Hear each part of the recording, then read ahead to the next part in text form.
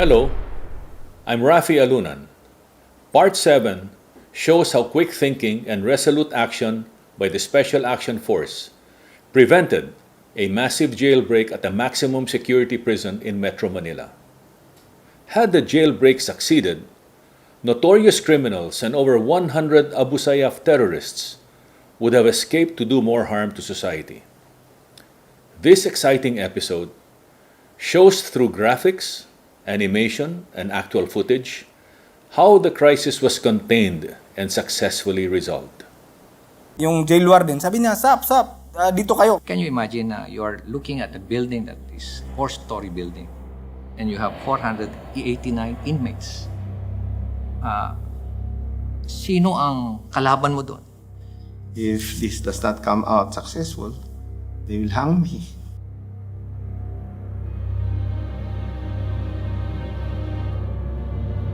It was just an ordinary day in March, made extraordinary by what was about to take place. March 15, 2005, 6 a.m. Police Inspector Ronald Cayago was sleeping in the SAF barracks in Bicutan when he was awakened by the alarming sound of gunfire. Yung isang tao namin, ginising ako, Sir, sabi niya, may putukan sa jail. Almost mga 100 meters lang kami galing doon sa jail. Without hesitation, kinuha ko yung M4 ko sa upper bunk. Fresh pa rin sa mind ko, nakalimutan ko na magsuot ng medyas dahil sa pagmamadali ko. At saka naka-civilian lang ako. So, nung patakbo na ako sa Bicutan jail, dumami yung putok. Sabi ko, iba na to. Meeting up with other troopers, Cayago advanced toward the BJMP facility, only to be met by gunshots. Nasa front ng Sika building, pinuputukan na kami ng inmates. So, cover fire at saka nag-return fire kami. Sika is the special intensive care area of the jail, where the most high-risk inmates are. Unknown to Cayago, he was up against over 100 members of the Abu Sayaff group, detained for their involvement in their crimes against humanity. Medyo magulo. Yun. Tapos nagsisigawan, parang rally sa loob na sinabi ng jail guard, Sir, 100 plus yung Abu Sayaff inmates doon. Medyo kinabahan ako. Kaya kada putok ko, kada return fire, nag-change mag ako for a fresh magazine. Sabi ko, pag lumabas ng bulto, sigurado ma-overrun yung position natin. Kaya sabi ko, prepare for the worst. Nag-order ako doon sa mga kasama ko na i-recover yung jail guards kasi ni gumagapang pa eh. Habang nagre-recover yung tropa ko, pinuputukan na naman kami. So wala kaming choice kundi mag-return fire at saka cover fire para ma-save yung ibang wounded. Pero sobrang malapit kami sa kanila kasi sinisigawan kami nila ng kung matatapang kayo, pumasok kayo. Sinasagot namin, kung matatapang kayo, lumabas din kayo. Ganun. Hindi rin namin mapasok-pasok agad kasi bakit? Inisip ko, kakainin kami pag pinasok namin. So, nag-hold the line kami doon sa main gate. Nagpapark ako ng car. It was about before 7:30. Tapos may narinig akong putukan agad. Tapos nalaman ko na binanggit sa akin na, Sir, may mga tumatakas na preso. Heading the crisis response group, Magalong quickly deployed his men, relieving the first responders. When then SAF Director Marcelino Franco arrived at the scene, he immediately took the lead as ground commander. My role will be to address the tactical side of the crisis in coordination with the crisis committee. A crisis management committee was formed to assess the situation and manage negotiations with the Abu Sayaff group. But while demands were being discussed, Plan B was already underway. Anything can happen. So dapat meron kang standby force na nandun malapit sa lugar so that if anything happen, meron kang madideploy. The negotiation is ongoing. We're already starting to plan yung assault plan. First is, alamin mo yung situation. Sino yung kalaban? Make up nung 489 inmates. Everybody is charged with heinous crimes. Ano yung weak spot ng building, ano yung mga potential avenues of approaches, potential entry points, weak breaching areas, ano yung from the inside. We need all this information para we can really come up with a good assault plan.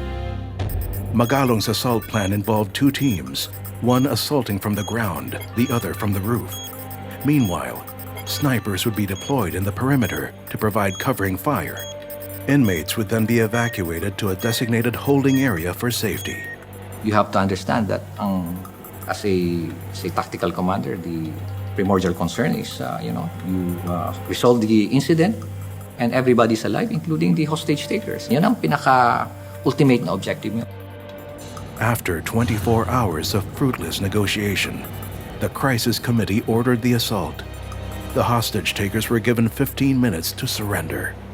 Sabi ko, okay, those who are not involved, yung mga hindi kasali, sabi ko, magtanggal na kayo ng inyong mga damit at mag-brief na lang kayo.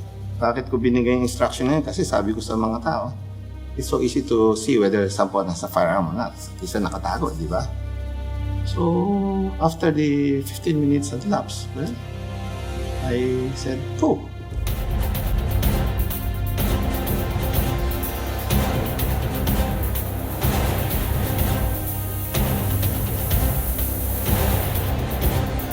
Makita mo sa loob, pag napunta ka sa Sika, walang cover doon.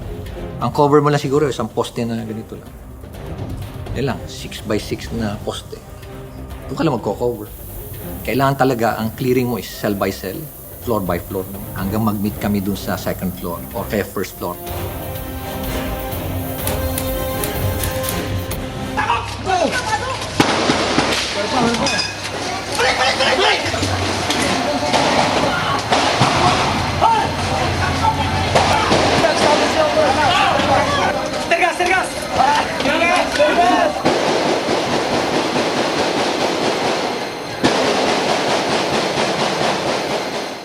One thing I really appreciate is General Franco.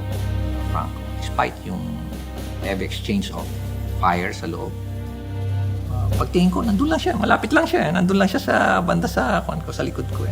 Sumusunod din siya. If your men will see you there, their morale will be high. At saka makikita nila na sabi nila kung ikaw nando doon, sila pa. It was a very critical incident. Anybody can get hurt. Being a commander, you have to be in front just to make sure na nandito ako, kasama ko kayo rito. So let us move together, finish this job, and then let's go home. Everybody goes home alive. Sabi ko, gumapang kayo. We told them where to go. So makikita mo, parang train yan Train of human na gumagapang. Minsan sa hagdan, talaga makikita mo yan. No? As people go out, I felt relief, kasi sabi ko, wow, nasisave natin itong mga tao. 48 SAF troopers entered the Sika building that day. After 1 hour of battle, 470 prisoners were evacuated unharmed, while 23 Abu Sayaff inmates were killed. 1 SAF trooper died during the clearing operation. And I became sad when afterwards, during the clearing operation, someone died. But I said, this is part of our work. And we aim for a perfect operation, but it's so hard to achieve a perfect operation.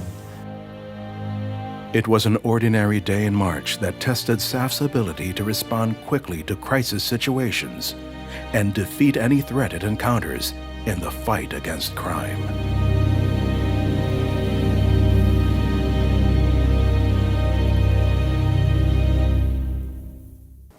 Thank you for watching Part 7. Kung nagustuhan ninyo ang video na inyong nakita, sana i-share ninyo sa inyong mga social media communities.